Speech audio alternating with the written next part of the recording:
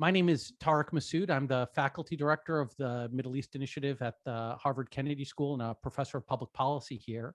And it's my great pleasure to welcome you to this afternoon's event, which is a talk by Michael Hoffman of the University of Notre Dame on his new book, Faith in Numbers. Michael, you might have noticed that as I was introducing you, I stumbled on your last name, and that's because for some reason I wanted to say Michael Hudson, and many of the people on this call will know that Michael Hudson is a legendary political scientist of the Middle East. And I think the reason I wanted to say Michael Hudson is because I see you as a soon-to-be legendary political scientist of the Middle East.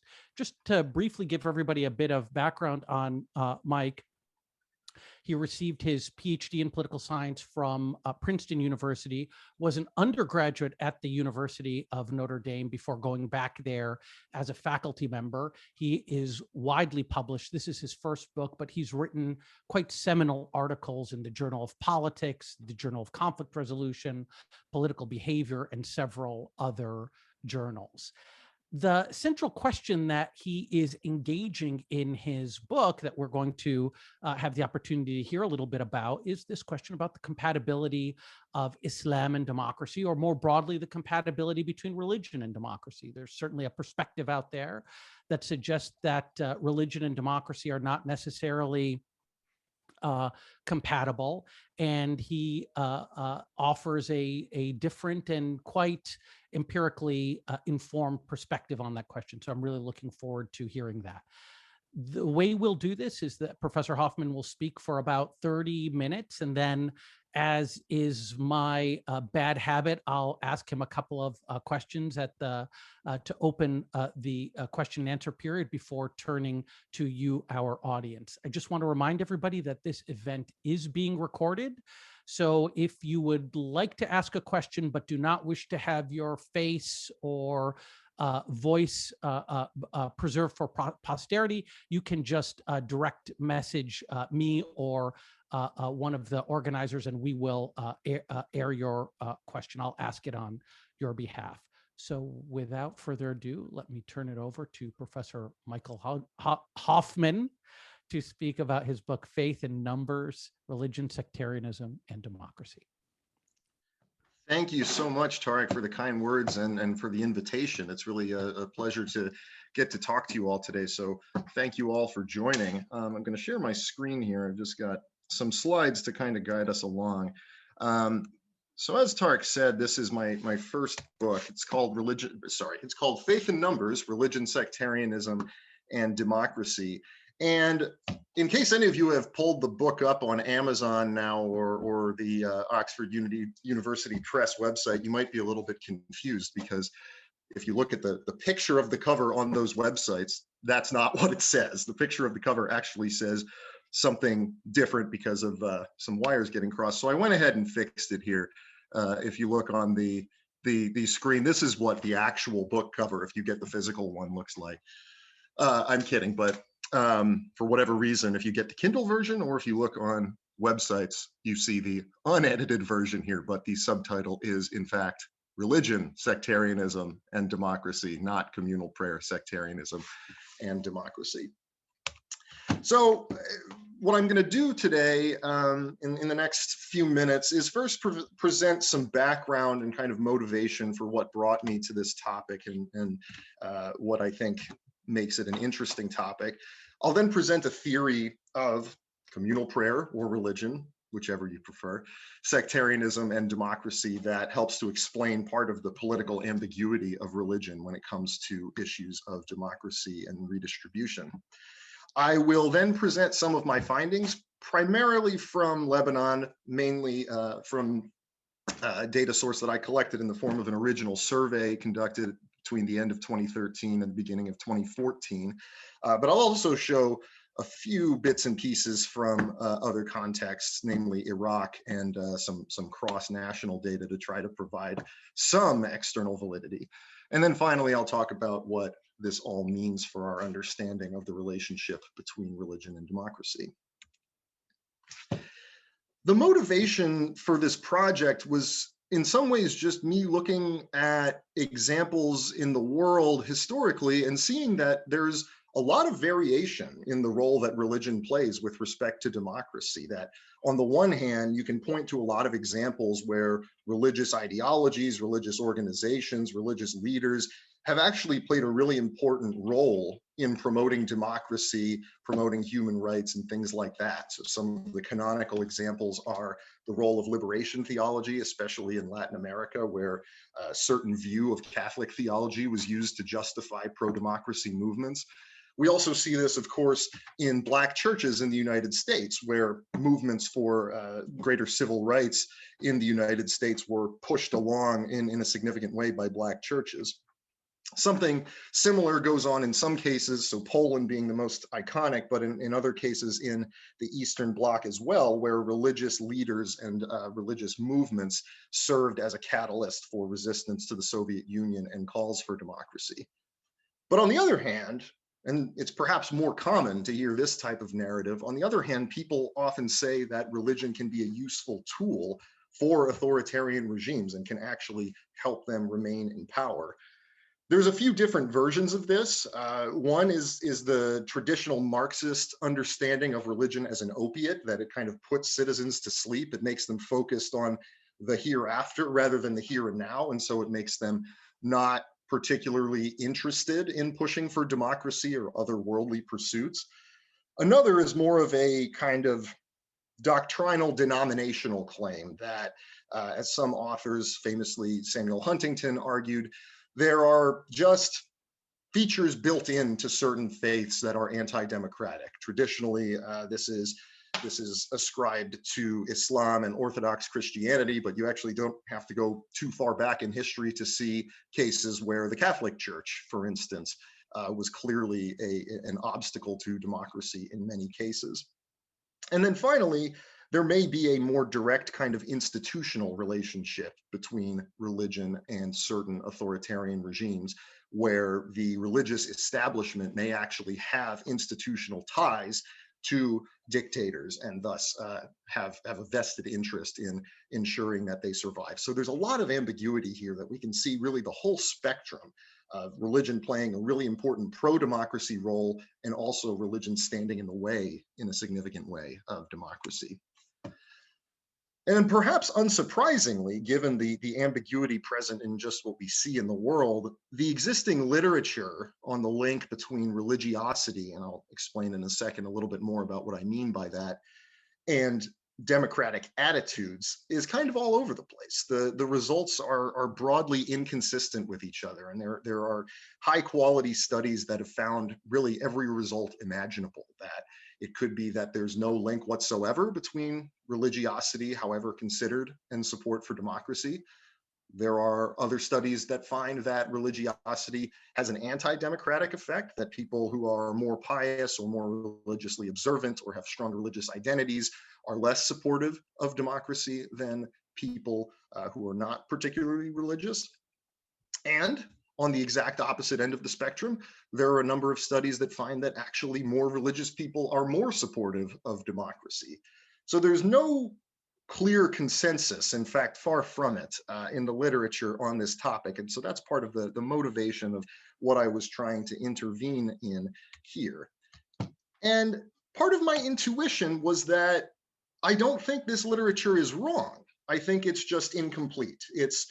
Even though these seem like contradictory results, it's potentially the case that if we provide a little bit more context, if we give more attention to some omitted variables, then it might be the case that all of these results kind of make sense. And so one of the ways that I tried to intervene in that regard is by kind of breaking down the concept of religion.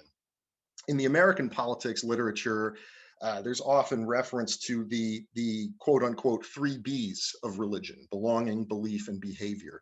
Belonging is just simply being a member of a religious denomination and feeling kind of identified with it. Belief, of course, is the kind of theological substance of religion, what faith people have. And behavior, which is the primary focus of my book, are the religious practices that people engage in as a part of their lived faith. This can be private. This can be simply people practicing religious devotions at home, praying at home, that sort of thing.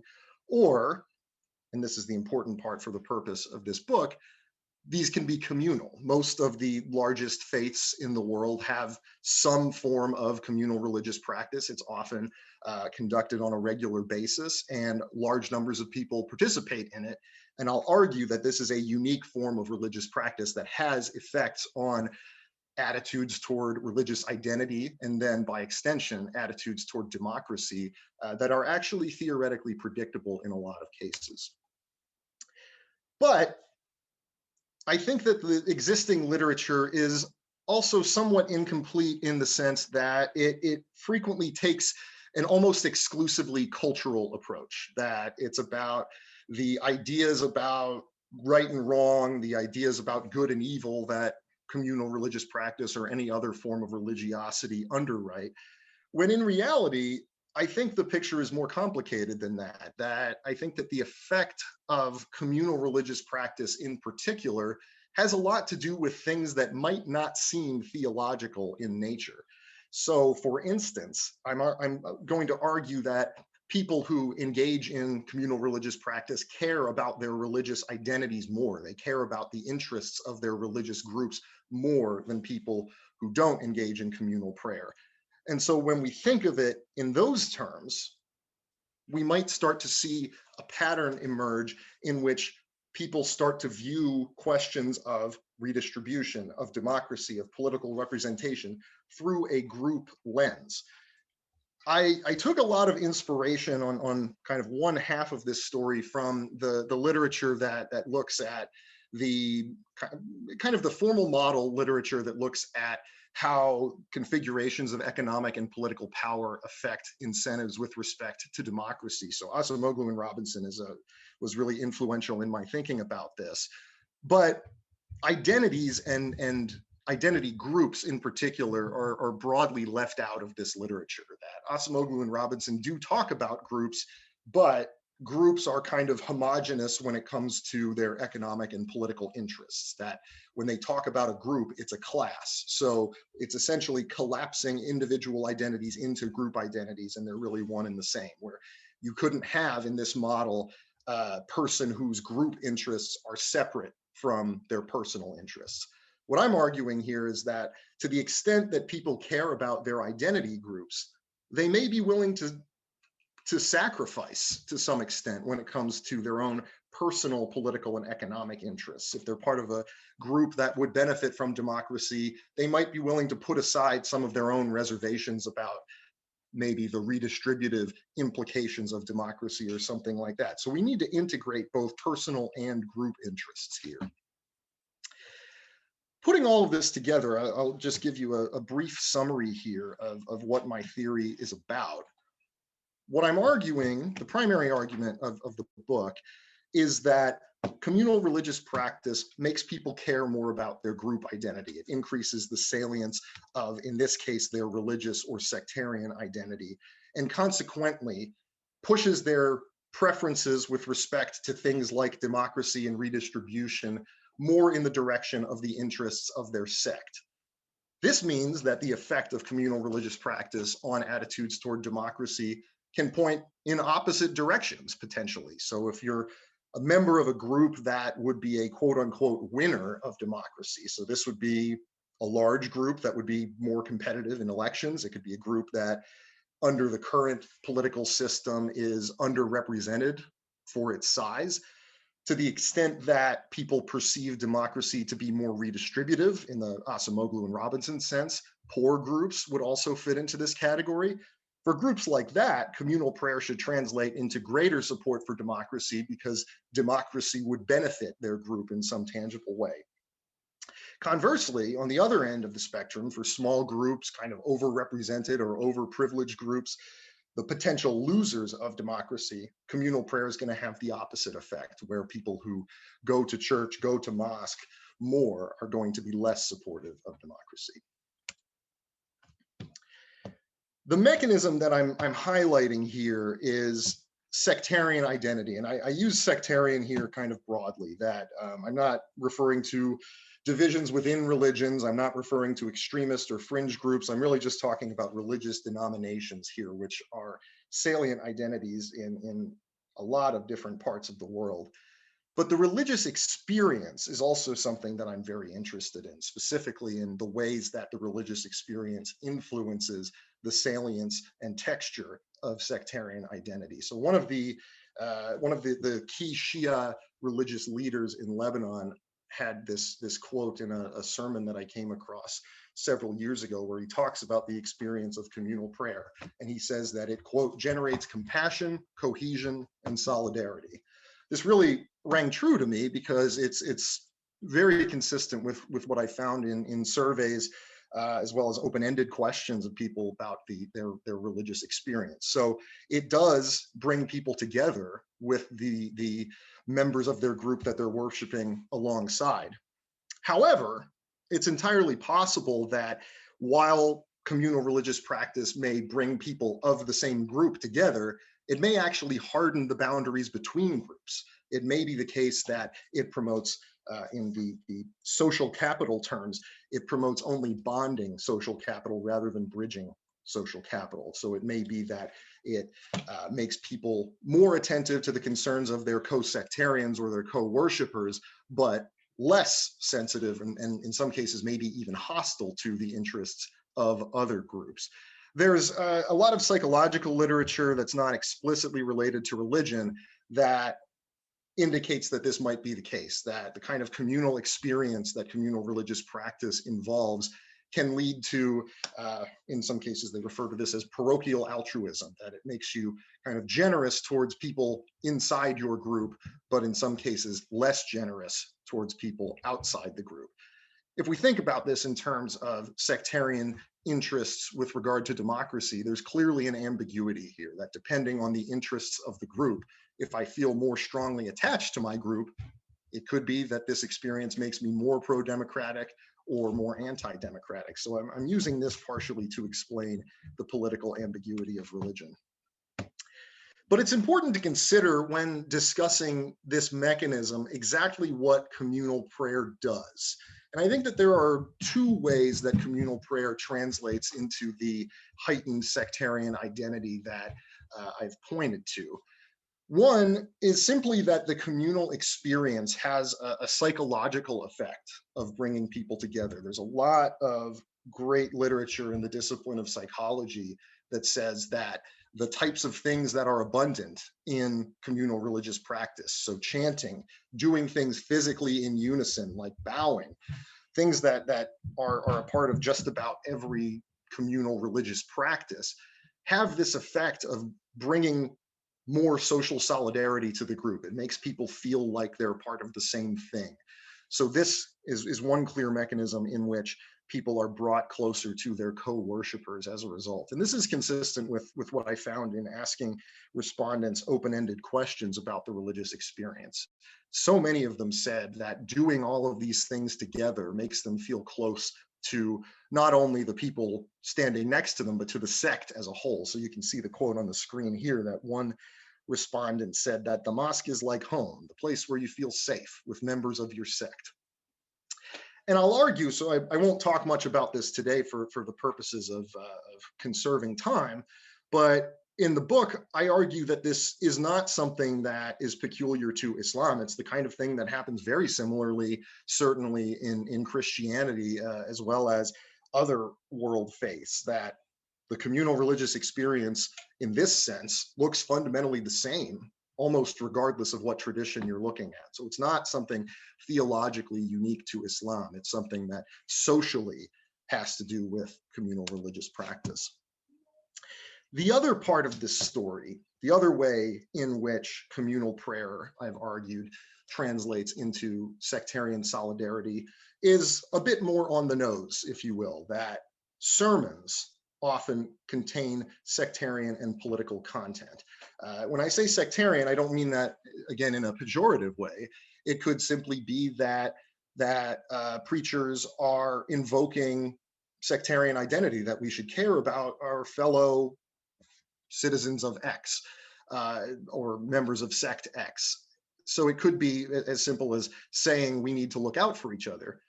But it could also be the case that sermons are more expressly political. So in the Islamic tradition, it's usually the case that the second part of the sermon deals with some kind of real world social or sometimes political issue. And again, this isn't unique to Islam. I'm presenting it here in an Islamic framework because that's the main empirical case that I'm going to look at. But it's true really in any religion that has something resembling a sermon, that the application of religious teachings to real world questions are often political, either directly or indirectly. So between those two mechanisms, I think there's clearly something there. So again, just to briefly kind of summarize here, what I'm arguing is that communal prayer increases the salience of sectarian identity, which in turn pushes regime preferences in the direction of the interests of the sectarian group. For the quote unquote potential winners of democracy, this leads to an increase in support for democracy. And for those whose interests might be threatened by democracy, it has the opposite effect, so an anti-democratic effect. The main empirical parts of the book are drawn from an original survey that I conducted in Lebanon, as I mentioned, between the end of 2013 and the beginning of 2014. It had just over 1,200 respondents, nationally representative across Lebanon. So for this presentation, I'm going to be focusing really just on Sunnis and Shia because they're the largest two groups in Lebanon. I have Christian respondents in there, and if you look at the book, there is a discussion of how Christians fit into this picture, but I'm leaving them aside here because since the Christian community is kind of much more divided on these big fundamental issues than either the Sunnis or the Shia were in the environment in which I was doing my research, I'm setting them aside here. Before getting into the results, I want to talk about Lebanon just a bit. And for those of you who are familiar with Lebanon, it may seem that this is low-hanging fruit, right? It may seem that a theory about religion, sectarianism, and democracy is going to be a very easy case, or is going to find a very easy case in Lebanon.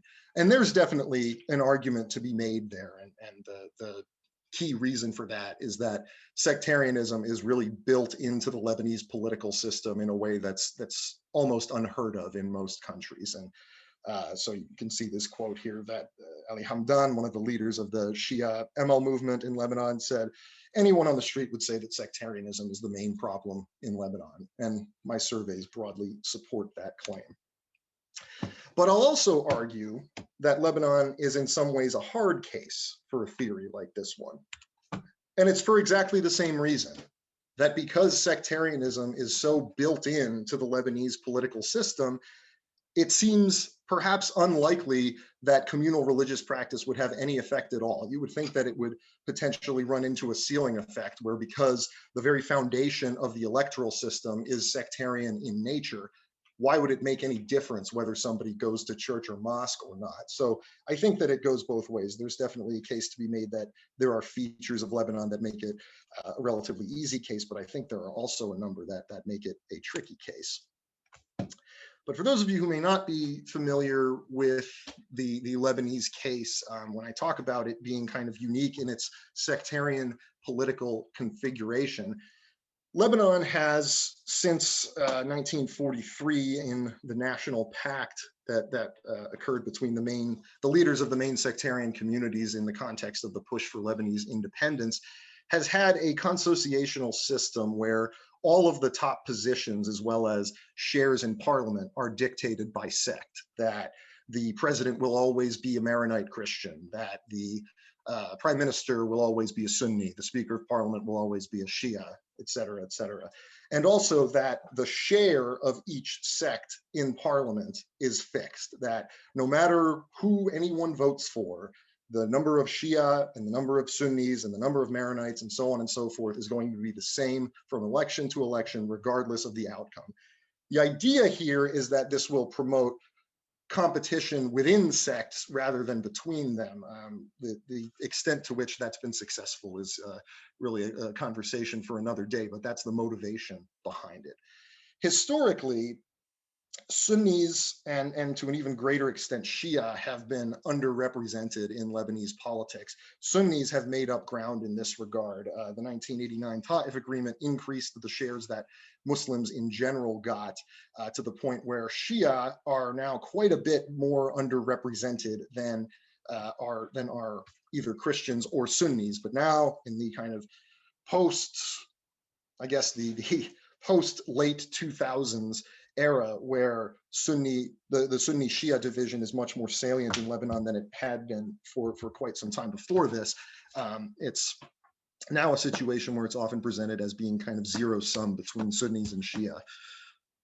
I need to speed up. I'm checking my time here. But so before getting into this, I should just say that this sectarian system, which many Lebanese perhaps rightfully perceived to be the biggest impediment to real democracy in their country, has faced a lot of opposition. I'll put some numbers on this later, but for now you can see here that there are some colorful campaigns to push for the removal of the sectarian regime, which is in its essence undemocratic in a lot of ways. An important question before getting into the empirics is the extent to which Lebanon is a democracy. So outside observers often look at Lebanon and say, hey, they have elections, they have multiple political parties, people can pretty much say what they want about political leaders. Isn't that a democracy? Well, for a variety of reasons, that's really not the case. Freedom House in the time frame when I was doing this research very plainly said Lebanon is not an electoral democracy, and scores it in a way that's identical to Morocco, which of course is a relatively liberal monarchy by regional standards, but still a monarchy. There are also some more obvious anti-democratic things that have happened, such as Parliament postponing elections and extending its own mandate twice during the period when I was conducting my research, which, by the way, they have no constitutional authority to do. So it's, you see, if you look beyond the kind of top layer, you see real cracks in the foundation of Lebanese democracy. And this is reflected in public opinion as well. I included a question about this in my survey in 2013, 2014, and the overwhelming majority of people either strongly disagreed or disagreed with the claim that the current political system in Lebanon was democratic. Very, very few people agree that Lebanon is democratic. So people are aware of the shortcomings of the system. In terms of kind of the nuts and bolts of sectarian representation and what the implications of democracy would be for each sect, here you can see a comparison of, on the one hand, in the lighter green, the seats that are allocated to each sect. So they're each allocated about 21% of the seats in parliament. And then in the darker green, these are estimates. And I will be very open that these are estimates of the shares of the population made up by both Shia and Sunni. As many of you know, there hasn't been a census conducted in Lebanon since 1932 because there are important people in politics who would not want people to know the result because there's been considerable demographic change. So if we look at this now, and again, I'm only looking in this context at the Sunni Shia division, we see that Shia are really considerably underrepresented, that if we buy this 40% number of their population, which I think is probably pretty close to the real number, then they ought to be allocated almost twice as many seats as they actually have. So clearly, if the sectarian system is removed, that is to say, if a more proportional democratic system were put into place, Shia would really benefit. Sunnis numerically would benefit somewhat as well, but the gains for the Shia community would kind of offset the gains for the Sunni community in this environment where they're really polarized against each other. If we look at economic patterns, we see kind of a similar thing, that just from some kind of bare bones indications, if we look, this is again from my survey, Sunnis are about 12 percentage points more likely to own their own home than are Shia. Sunnis are more than twice as likely to be employed by the public sector. So these are obviously indirect indications of the treatment that the government has given these communities. But as far as they go, they indicate that a more redistributive regime would benefit Shia at the expense of Sunnis. Perhaps the best way of looking at this actually in the unique context of Lebanon is looking at electricity provisions. So those of you who've been to Lebanon will know that lack of electricity is a significant problem in the country, that just about anywhere you go, you'll have several hours a day without electricity provided by the state because the state's infrastructure is not sufficient to provide consistent electricity. But the way that they circulate electricity throughout the country over the course of the day is not random, and in a lot of ways is not equitable. So I asked respondents in the survey how many hours per day they are without electricity. And perhaps I realize that this graph is not perhaps as dramatic as it could be, but if you actually look at the overall averages, the average Shia respondent has electricity for 45 minutes less per day than the average Sunni respondent. So you can imagine the effect that this would have on day-to-day life over years and years and years. And these trends kind of hold up regardless of whether you look at geographic differences or not. Although most of this happens along geographic lines, that the areas that are broadly Shia continue to be neglected by the government in a lot of ways. But nevertheless, there is a persistent pattern here that indicates that if the government were more broadly representative and egalitarian, it would benefit Shia. So all of this put together leads to my main hypothesis, which is that mosque attendance should increase support for democracy among Shia who would benefit from further democracy, but decrease support for democracy among Sunnis. So sorry, I'm going to go through these relatively quickly because hopefully they're relatively simple. But here, if we just look at some basic ordinary least squares regressions of democracy support on a 0 to 1 scale on, among other things, communal prayer. If we look at the frequency of mosque attendance, there's a strong negative effect on support for democracy among Sunnis, and a not quite as strong, but still quite significant positive effect among Shia, that the more people engage in communal religious practice, the less they support democracy if they're Sunni, the more they support democracy if they're Shia. As for the mechanism that I've argued is at work here, the sense that people are kind of in this together, that they feel tied to their religious community, I asked the question that looks at linked fate. So the belief that policies that are good for my sect are good for me personally.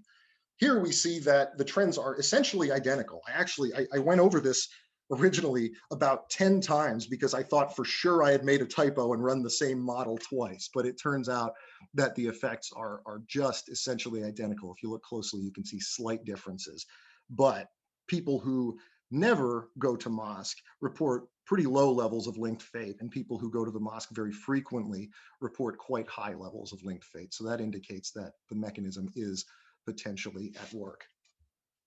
But one thing that I was very concerned about in this study is the idea that this might not actually be a causal relationship, that it could be the case that people are engaging in communal religious practice because they already care about the interests of their sect. They're already kind of thinking of political issues in terms of sectarian interests. So I looked to the psychology literature again to find ways to kind of exogenize religion here. And what I came up with was doing a priming experiment where people in the treatment group were asked to find the closest match to a set of 5 kind of communal religious words.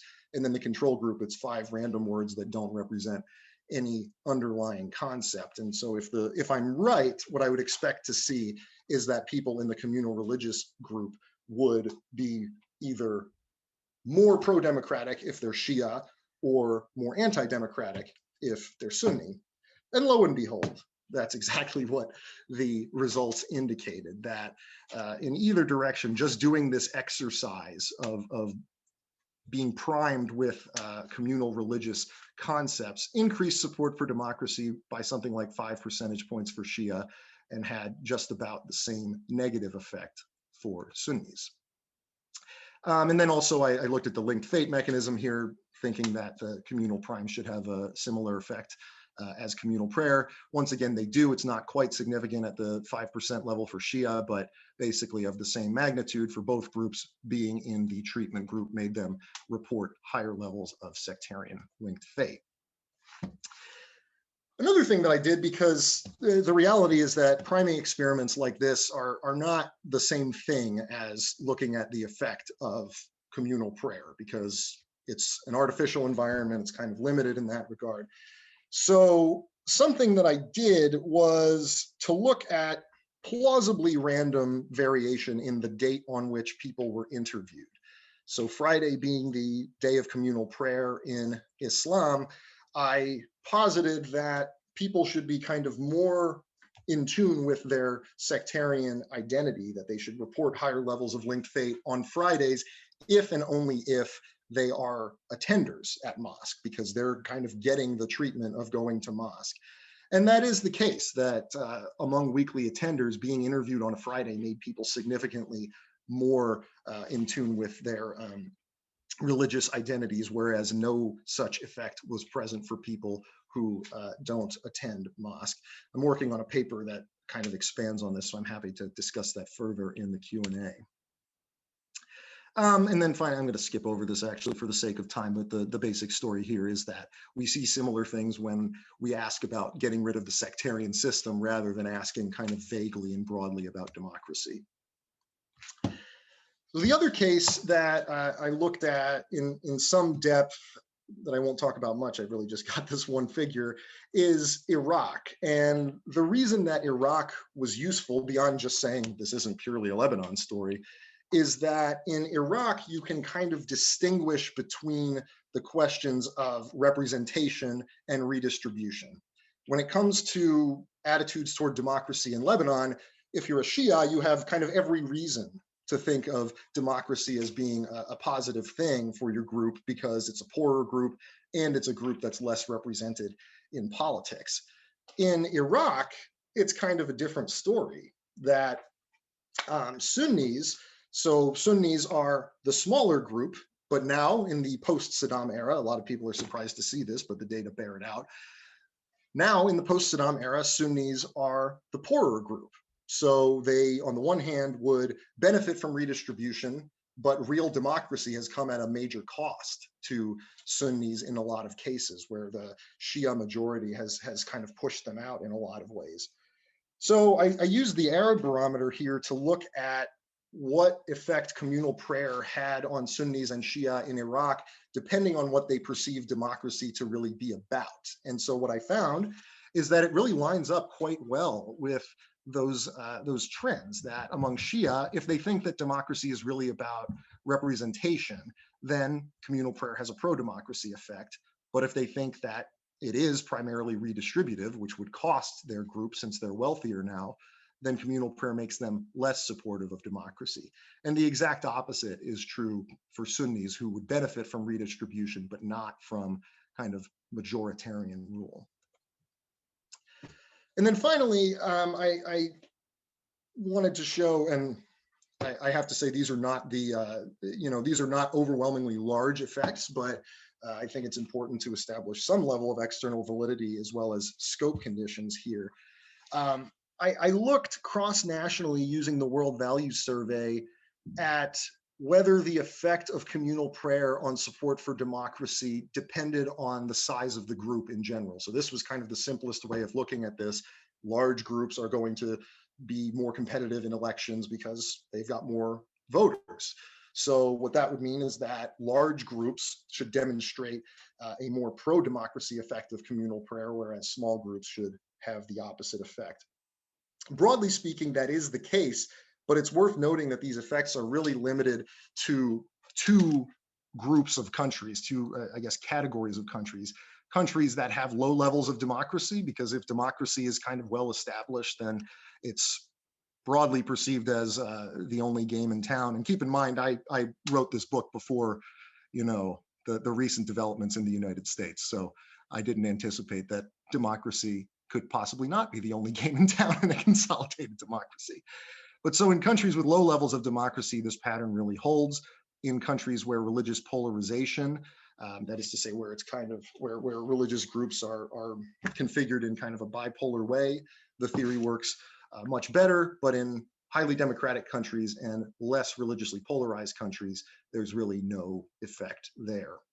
The same kind of thing is true if we look at the salience of religious identity in different ways, that countries where there are high levels of self-reported religiosity, the theory kind of works.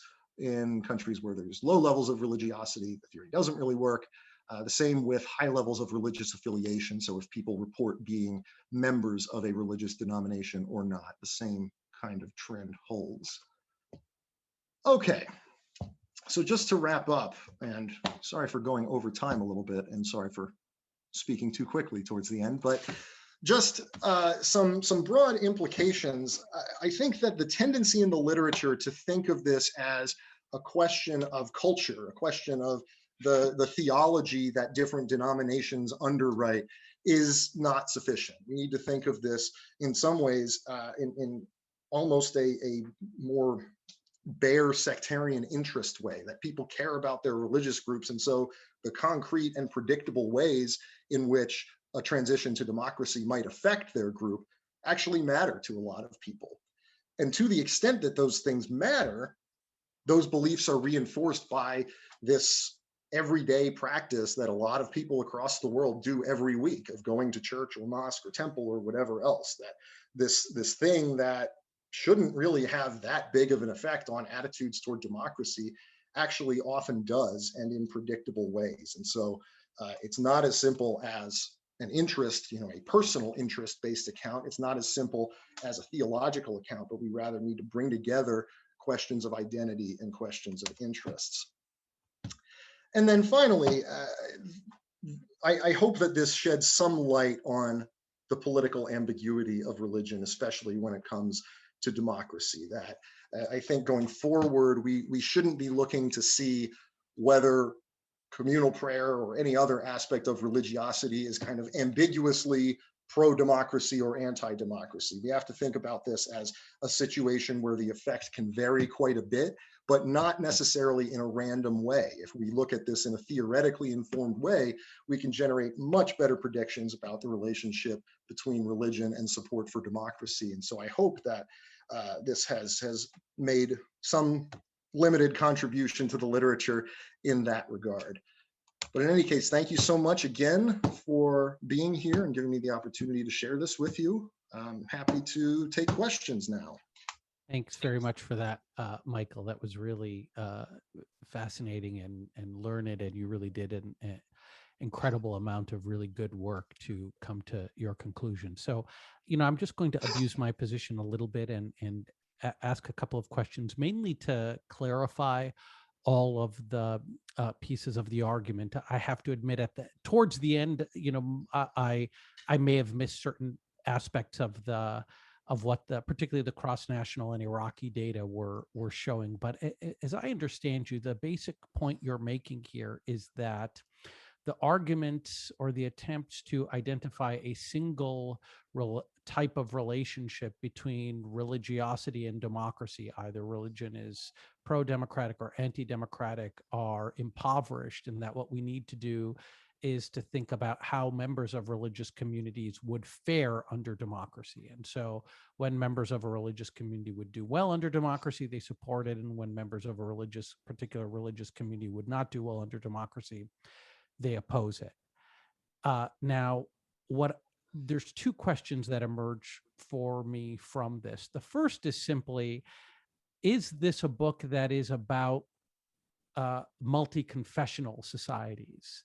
And does it have anything to tell us about the relationship between religious identity and democracy or democratic sentiment in a religiously homogenous society like, say, Tunisia? That's one question. The second question is about communal prayer. It's very, I will state for the record that I gave the correct title of your book. I did not invoke communal prayer.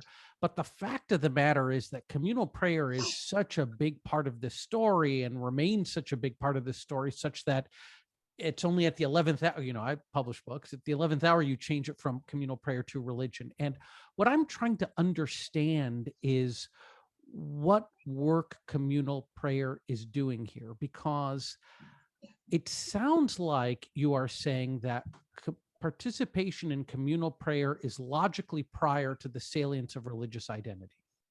So people are participating in communal prayers at the beginning of your causal chain, religious identity is not necessarily salient for them. Then something happens in the course of communal prayer, religious identity becomes salient, and then they start to their views of democracy are then shaped by what they perceive their group interest to be. First of all, before I go for, is that correct? Am I stating your argument correctly? Yes, and I mean, I would just add the caveat that I think it's not purely logically prior. Certainly, the way that it's presented in the book is that it is logically prior, but I guess being more conservative, what I should say is that I think there is an independent effect, even though there may be some reverse causation. Yeah, because I'm just trying to understand if we were to accept the claim in the book that it's logically prior, and that in fact participation in communal prayer and espousing a religious identity are actually not both basically the same thing, in other words, or that I have the identity as a Shia or as a Sunni, and therefore I am going to mosque. But let's say we take the argument in the book at face value. So what explains variation in participation in communal prayer? It's just random? So I'll answer that one first, if you don't mind.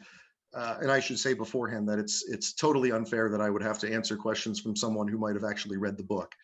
But the explaining participation in communal prayer is that's a very complicated question. I actually did include some open-ended questions in the survey about this, and people sort of find it to be an odd question because I don't think that people think of it the way that we as social scientists think of it. They think I go to mosque because I am devoted to God, because I'm pious. I think the reality is certainly more complicated than that. But I think it's safe to say that there are lots of non-political reasons why people would engage in communal prayer. It could be that they genuinely are pious. It could be that it's something they do. It's just something they're used to doing, they've always done. It could be that they like the experience of coming together. It could be that they face kind of family pressures. It could be, that their spouse makes them go, or that if they're going to go, they're going to go to the mosque and their parents live nearby. And if their parents don't see them there, then, then that could cause a scandal. So there's lots of reasons that are potentially independent of politics, which is not to say that there's no reverse causation. I think there probably is a subset of people who go to mosque either because they already possess a strong sense of sectarian identity or because of some third thing that's correlated with both. So I think that's a totally valid question to ask. And so what I've tried to do with the empirical sections is to show that there is some independent effect, that the effect of communal prayer on sectarian identity in that one causal direction is positive. I don't know for sure that there's no reciprocal effect, and it's totally plausible that it would be, but for the purposes of this analysis, kind of all I could do was show that this one direction does exist and is a real thing. On the first question, if I'm being honest, I think that I would have to say that the explanatory power of the theory is probably quite limited in religiously homogeneous societies. The example of Tunisia is one that I've thought about. I think there may be some logic there that could be applied to the secular versus Islamist divide, but obviously it would look quite a bit different, because what does it mean to redistribute towards secularists or Islamists? That doesn't make sense. But I think in terms of representation, if you have kind of institutions in place that enshrine religious prerogatives or formal influence of religious leaders and institutions, then in some ways you could think of that analogously to having seats reserved in parliament. But I do think it would be a stretch. So I think countries that are kind of heavily religiously homogeneous are not going to work well, or the theory is not going to work well in them. But given that there's a lot of countries around the world where there is a fair amount of salient religious pluralism, or religious diversity might be a better phrase, I hope that it does have some explanatory power beyond what I've shown in the book, but it's certainly not going to work equally well always and everywhere. So thanks for that, Michael. So first of all, I just want to invite everybody to raise your hand, and I'll call on you in which you, in the order in which your hands are raised. While I'm waiting for hands to be raised, so Michael, let's imagine that we had I'm going to offer you a really implausible counterfactual, but let's imagine we had a Lebanon which has the institutional setup that Lebanon has, this kind of confessional, quote unquote, consociational system. And because of COVID-19 restrictions, we shut down all the mosques. So there's no communal prayer, and we're not going to have a communal prayer for, let's say 2-3 years. Do people stop voting on the basis of their sectarian interests, and do their preferences over regime type suddenly become divorced from their religious identity because their religious identity is no longer going to be salient? That's a really great question, and it's something that I've been thinking about. Like, I wish I could put a survey in the field in this environment to see what disruptions to communal prayer might, what effect that might have. I think probably the answer is that it would take longer than that. That if everybody in the country stops going to mosque or church for many years, then yeah, certainly the system would look different. But there are two reasons why that in itself would not be likely to really lead to an end to sectarianism. The first is that even if people don't go to mosque or church, they still have lots of reasons to kind of think in sectarian terms because of the way the system is configured. Even if they don't have this, the group experience in a mosque, they still are going to have probably some sense of linked fate, at least in a kind of a moderate way.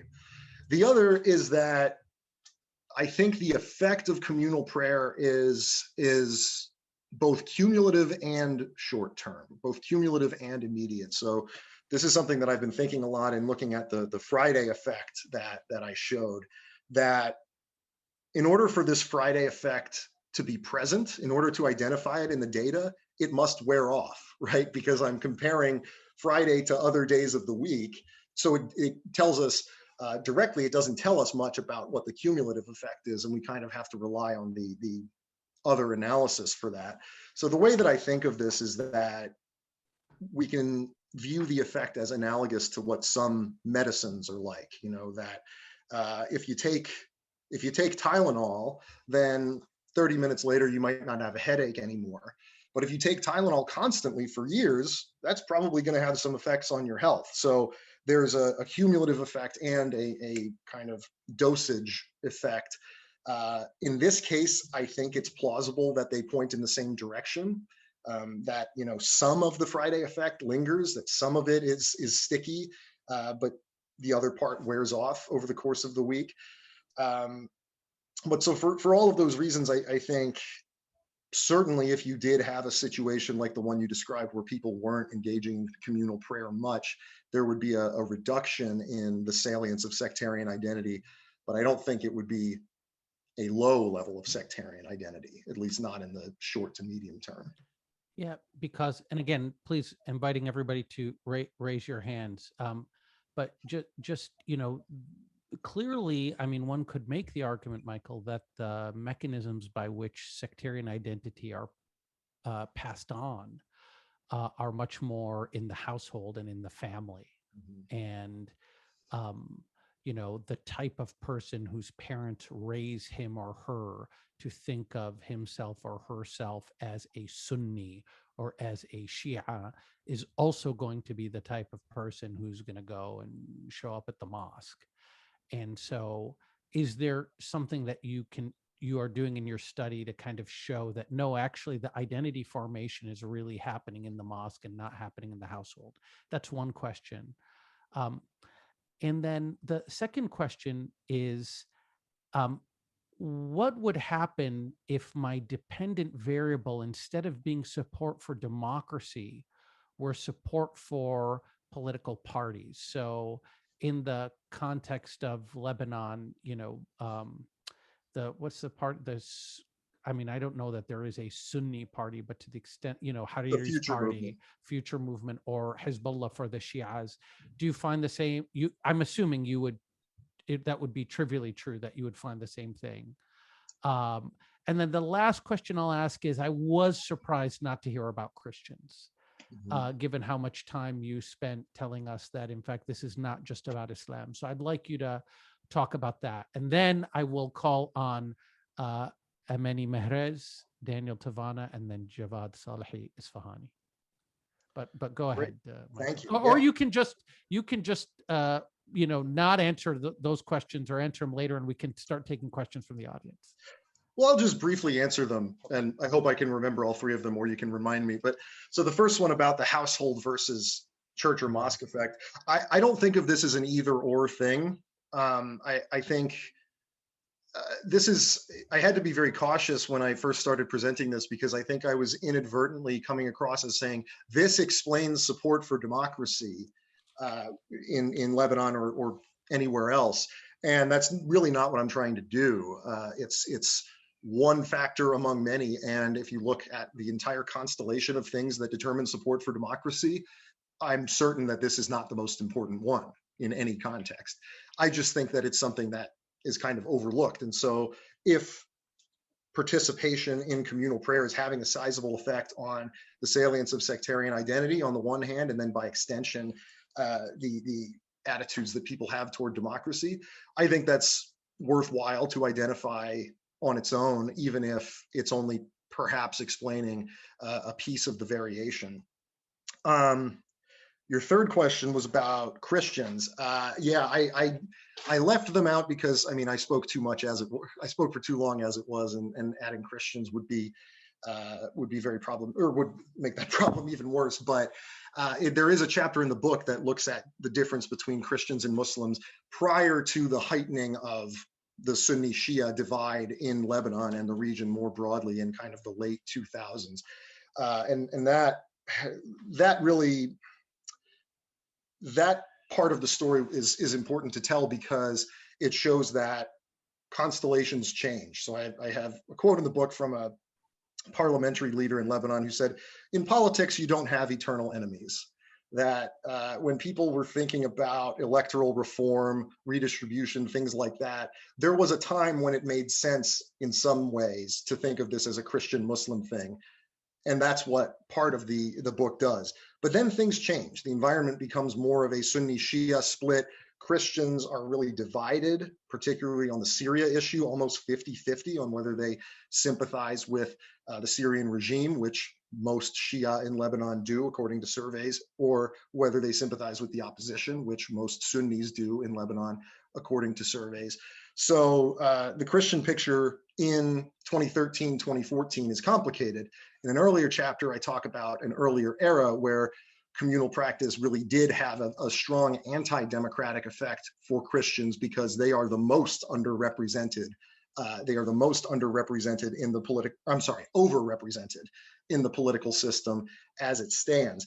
It's less threatening in the post, say, 2008 or 2011 era, because Christians are kind of a swing constituency, that Christians are a necessary part of any potential coalition. And so they don't have to be quite as threatened by democracy if they know that the Sunni community and the Shia community are not going to overwhelm them. And in this increasingly polarized sectarian environment, that's something that's not likely to happen. And then, I'm sorry, your second question, I can't remember. I can't remember either. So the argument with respect to Christians, if we were to look at this survey data, what would we find? We'd find Christians who attend communal prayer are more supportive of democracy, less supportive of democracy, or no relationship? It depends which year you're looking at. Well, the year you did this survey that you just showed us. So my survey, there's no effect at all. And that's because the community is divided. You know, democracy or desectarianization is kind of an ambiguous thing, because yes, they would lose seats, but they still wouldn't be kind of permanently left out of a coalition in an environment where Sunnis and Shia are so polarized. In 2005, 2006, where I used Arab barometer data, where the polarization was not nearly as severe as it was by 2013, 2014, Christians did have to fear that they could be kind of pushed out. And so there was a strong negative effect on support for democracy of communal prayer. So more observant or more communally observant Christians were less supportive of democracy because of the configuration at that point. But these things change.